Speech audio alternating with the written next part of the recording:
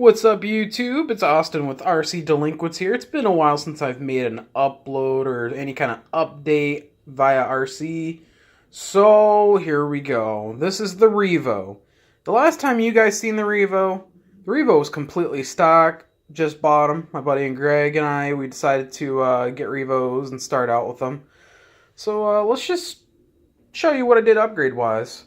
So one of the first upgrades I did when I first got the Revo, honestly, it's not really an upgrade, it's just like a little thing. I forgot what company made these. These were at our local hobby shop, these little body clip retainers. We did those. They're pretty nice. They're kind of weak though. They will break. Pull the shell off.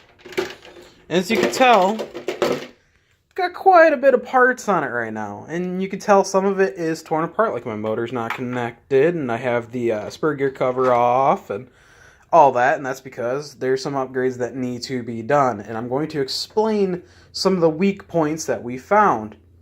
So, one of the biggest weak points of the 1/10 E-Revo would have to be the push rods, and I mean the push rods on the back.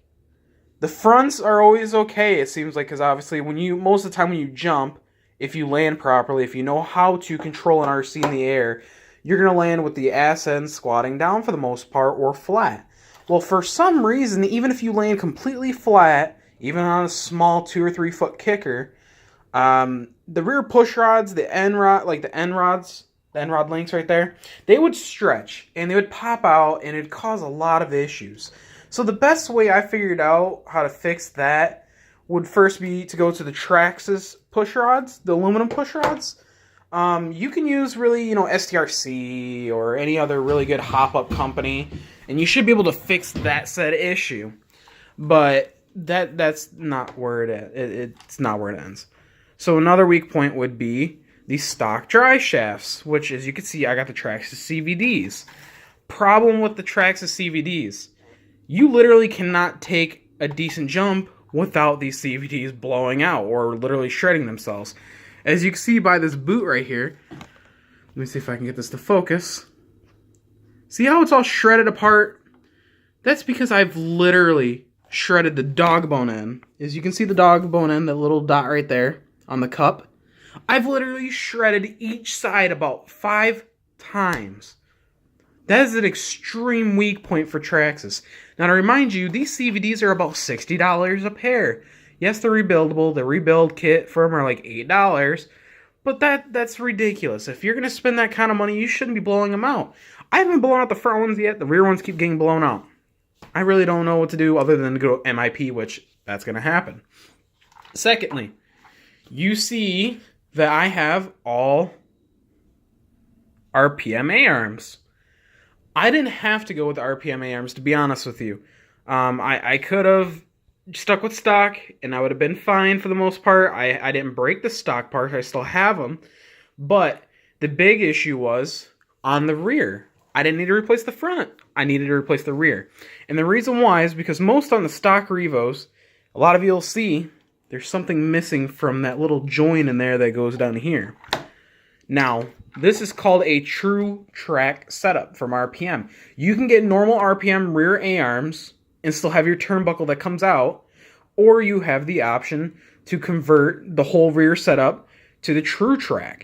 Now what the TrueTrack does, it does eliminate that turnbuckle.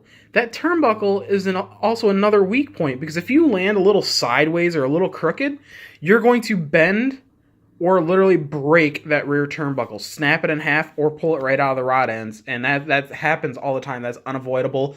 My buddy Greg and I, every time we bring him out, we bash him at the same exact time, and it's the same exact issue. So the best way to go about it is TrueTrack. And what's cool about the TrueTrack, it comes with the upper and lower control arm for both sides, and it comes with the bearing carriers with oversized bearings and all the bushings needed. So this whole kit, it comes with the whole thing.